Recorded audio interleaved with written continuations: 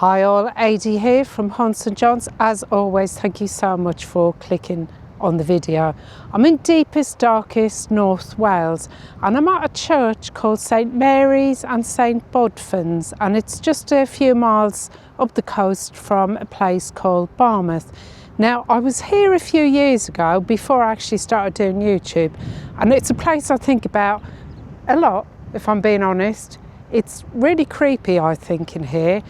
And I'm really glad that I got to visit again. I'm back. I'm not even inside the older part of the graveyard, and I do think it's creepy. It's in the most beautiful location though.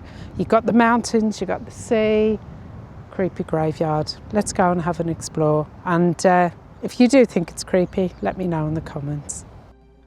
Before I take a look at the church itself, I'm starting with a walk through this stunning graveyard. And there's always something about these old churchyards that feels different. The silence, the weathered headstones, and the knowledge that generations of people have been laid to rest here. All of this creates an atmosphere that's both peaceful and just a little bit eerie.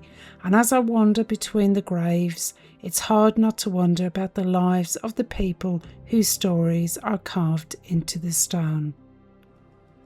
If you enjoyed the views from the graveyard as much as I do, I've added a few extra minutes of footage at the end of the video, so it's just a bit more of the graveyard for you to enjoy. This section that I'm heading down into now, I was going to try and explore it a little bit more. I believe this is the ruin of an old church, because you can see a building just over to the left, but unfortunately, as you can see, it was so heavily overgrown with brambles, it was too dangerous for me to explore it any further. So let's head inside, and we head in through this beautiful doorway. Absolutely stunning, isn't it? Now, although the main building standing here dates mainly from the 13th century, this site has been a place of Christian worship for much longer. Tradition says that St Bodfan established the church here sometime between the 6th or 7th century, making this one of those places where Christianity has been present for well over 1,000 years. St Bodfan was one of the early Welsh saints who travelled around North Wales, establishing small Christian communities. Unlike many Celtic saints, the story surrounding him mix history with legend, but his influence was strong enough that this church still carries his name alongside St Mary. Now, the current church was built during the early 1200s, and it's thought to have been supported by a local lord who was related to the Welsh prince Llewellyn the Great. What makes this church particularly special is that historians consider it one of the finest surviving examples of a 13th century church anywhere in North Wales.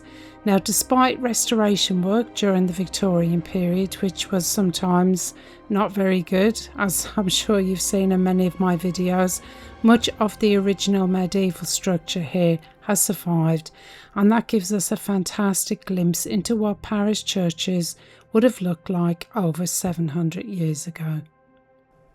I'm sure you already noticed at the beginning of the video, but the church's position is absolutely stunning, overlooking Cardigan Bay, and those views are breathtaking across the coastline, and it's hard to imagine really a more peaceful setting. And churches were often built like this on elevated grounds, and it made them visible landmarks for local communities as well as places of worship.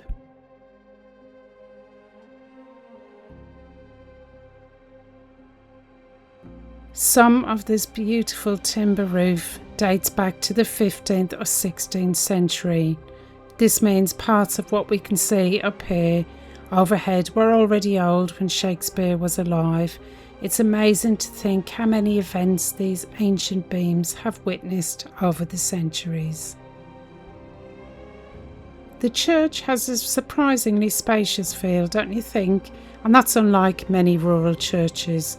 because it was built with a central nave and these side aisles, something that's relatively unusual for a parish church in Wales, and those pointed arches and sturdy stone pillars have stood here for centuries, supporting generations of worship. These beautiful stained glass lancet windows let in some much needed light. It is actually very dark in here. And then we have a look at these beautiful stone capitals on the pillars. Aren't they beautiful? I love the little details, and imagine the medieval stonemasons patiently carving every leaf by hand. And I doubt they would have thought about how more than 7 centuries later their work is still here for us to admire. And I think about the generations and all the people and all their stories that would have walked under those pointed arches and sturdy stone pillars that have stood here for centuries, supporting the generations of worshippers.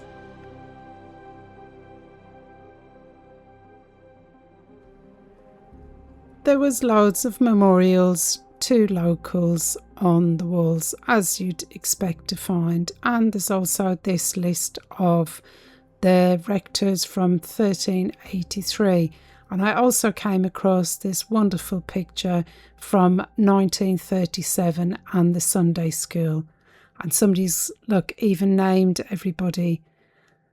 I wonder what happened to all of these. My apologies for the quality of the picture in here, guys. I was trying to wrestle the camera and use the torchlight on my mobile phone. I wonder if they still have family in the area. And here is the memorial to those who fell in the war. One of the most fascinating things that I found in this church are these memorial stones, and they date back to around the 5th or the 6th century, but please do pause to read if you want more detail. So they belong to the very earliest period of Christianity in Wales and provide a direct link to the people who worshipped here long before this present medieval church was built. And the most famous of the two is known as the Calixtus stone. So apologies, I've probably said that completely wrong, I usually do. And it carries this Latin inscription commemorating a man named Calixtus, showing that Christianity had already become well established here by the early medieval period. And it's incredible to think that this stone has survived for around 1500 years. And this second stone is also a Christian memorial, and it is a little bit simpler in appearance. I just feel so grateful to be able to visit these places and see all these artefacts up close. That's a nice picture there, isn't it? There was no information on it. Now this looks like a simple box, but it's actually very significant because it's carved out of a single solid log of wood, and it likely dates back to the medieval period. Now historically these chests were used by the church wardens and would have been used to securely store parish valuables. So they would have kept chalices, register books, official documents and things like that in there. And I was surprised to see this displayed to a Fanny Talbot, and she donated the first bit of land to the National Trust just up the road in Barmouth.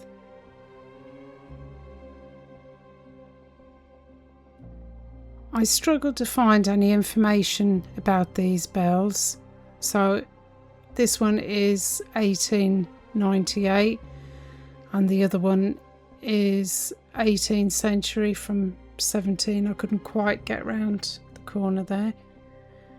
If you do know more information about them, please do drop it in the comments below. I'm sure somebody knows, but I couldn't find anything out about them. I did find, however, this lovely photograph of a young girl with this gentleman and the bell. There was no information again. I don't know who they were. Maybe he'd repaired the bell. Again, if you do know, please do let me know. And there was this leaflet from 1977 and another parish magazine from 1965. Now, although it did say the bell was mentioned on page 2, I'm so respectful. I really wouldn't be comfortable touching things like this just in case I did any damage to them. So I'd rather the power of the internet could give me the information. And there was this beautiful model of the church, and very fittingly made of shells. Really lovely. Now I am going to head back outside, so if you want to see some more footage of the graveyard, then please do watch right to the end.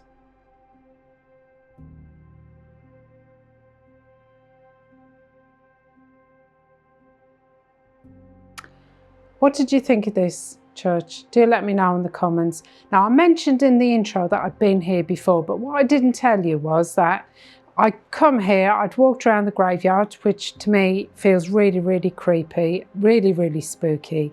And I went into the church and I felt really, really scared.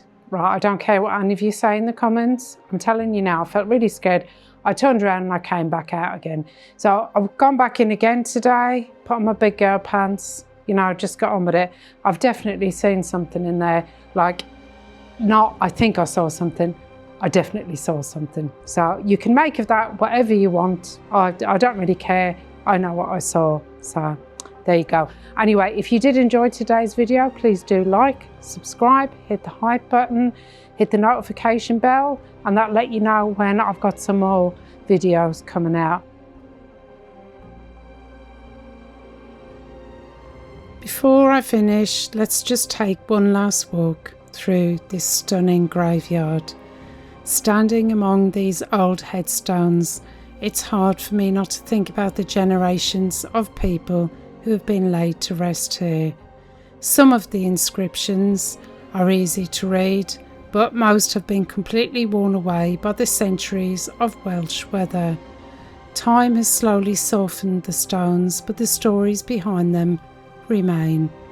The churchyard isn't just a burial ground, it's part of the history of the village itself. Every grave represents a life lived, a family remembered, and another chapter in the story of this community.